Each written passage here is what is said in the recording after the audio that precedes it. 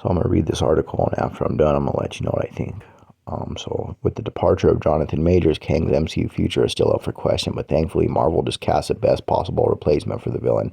Theories and rumors have painted a dismal picture for Avengers: The Kang Dynasty and whether Marvel will move ahead with the project as first intended.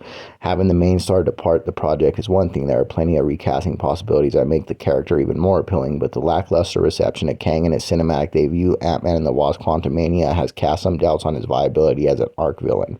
Should Marvel decide not to recast Kang and move on without him as the central villain, then the Fantastic Four may offer a suitable alternative. The Fantastic Four is set to kick off MCU Phase 6 after Phase 5 is concluded, with the Thunderbolts slated for release in July 2025. Details about the movie are only just starting to take shape. Among these are confirmed cast members, with the most recently announced being John Malkovich as a yet undisclosed role and Ralph Ineson as a gargantuan celestial being Galactus.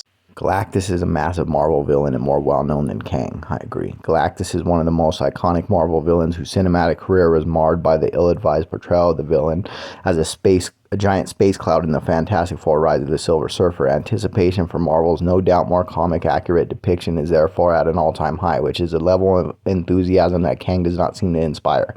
Now that the MCU is halfway through the multiverse saga, there has yet to be a Kang variant that hasn't been defeated, which diminishes his threat levels ahead of his starring role in Avengers: The Kang Dynasty.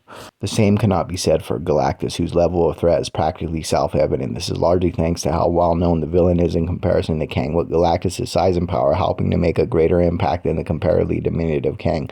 With that in mind, the MCU should, at the very least, ensure that Galactus is not so easily defeated as Kang and survives his debut appearance in the Fantastic Four. I feel like that is a great idea. I know that at the end of the Fantastic Four, well, I don't know, but I've heard reportedly, supposedly, that at the end of the Fantastic Four, their universe is going to be destroyed by an incursion, and the Fantastic Four somehow are going to end up in the 616. And I could definitely see Galactus surviving some kind of shit like that. He does in the comics. He survived the end of the fifth cosmos, and that's why he's here. To me, Galactus is like Thanos level threat, so you definitely can't get rid of him in one movie, man. And we're also going to need some more villains for Secret Wars, because Secret Wars was full of villains. Apocalypse, Mr. Sinister, Maestro, Hulk were all just a few of the villains that were in Secret Wars.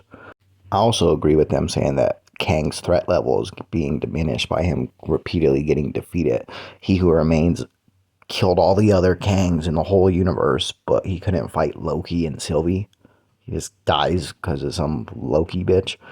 And then Kang is supposed to be the baddest one out of all of them, and he gets his ass kicked by Ant-Man. It's like, I thought you killed Thor, and are you the one with the hammer? But then he can't even fight Ant-Man. Like, come on, dude. Thanos would fucking never let some shit like that happen. Comment, let me know what you guys think.